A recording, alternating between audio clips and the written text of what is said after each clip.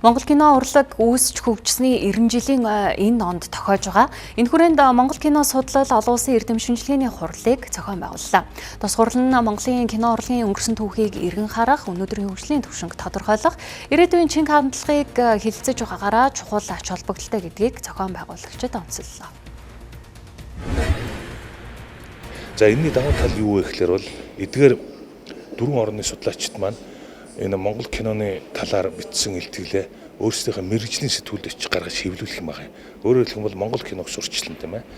Тэгээ Монгол киноны хөгжил ямар хуу шатанд байна, Монгол кино ямар төрлөөр хийж сэтгүүд янз янз өөр. Саяхан явсан ихний сэдв болохоор бол Монгол киноны сэдвийн давтамж он оноор кинонууд ямар сэдв их давамгалж исэн байна. Хүмүүс ямар кинонд илүү дуртай байсан байна. Уран бүтээлчид ямар сэдвээр их кино хийдэг байсан байна. Одоо яг илтгэл тавьж байгаа Польшийн илтгэгчийн болохоор бол Монголын криминал төрлийн киног одоо бичиж байгаа. Кино урлагийн салбарт тулгамддаг нэг асуудал нь оюуны өмчийн эрх байдаг. Тэгвэл хурлын үеэр кино урлагийн зөвлөлөөс энэ сэдвээр хилцүүлэг өрнүүлж одоо мөрдөж буй оюуны өмч болоод зохиогчийн эрхийн тухай хууль, эрх зүйн орчин, хариуцлага хүлээлгэх хуулийн зал зэргийг хэлсэн юм. Оюуны өмчийн асуудал дээр бол бид бүхэн яг одоогоор бол одоо ингээл нэг одоо сошиал платформуд дээр ингээд дэлгэгдчихдэг. Тэгэнгүүтээ ингээл нэг дээдлэн 500 мянган төгрөгөөр л торгох хэмжээний арга хэмжээ гарч штэ. Тэгэхээр энийг бид нар оюуны өмчийнхэнтэйгээ уран бүтээлчтэйгээ яамтайгаа хууль зүйн яамтай хамтраад хуулинд нь өөрчлөлт оруулах хүртэлх арга хэмжээг авахар төлөвлөж байгаа.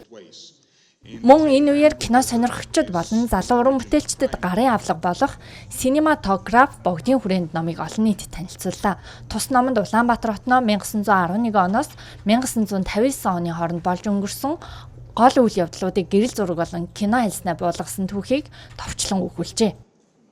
56 онд монголчууд бие дааж бүрэн хэмжээний уран сайхны кино Сэрэлт гэж кино хийсэн. Ванган Гингдэн хоёр тийм ээ. Хоёр найз хийсэн байгаа. Тэрний дараа 59 онд Москвагийн олон улсын кино наадам. Тэндээс монголчууд одоо наадмын тэргүүн шагналын дараа удаар мөнгөний шагналыг шилдэг эмэгтэй дүрээр цэвэрсэн гэж ариун надаас авсан юм аа. Энэ бол Монголын кино урлагийн нэлээд том амжилт байсан. Цаашид тус эрдэм шинжилгээний хурлыг 2 жил тутам зохион байгуулахаар төлөвлөжээ. Мөн бүсчилсэн хөгжлийн хүрээнд дархан сэлэнг эрдэнтийг киноны хот болгохоор зорж байгаа юм байна.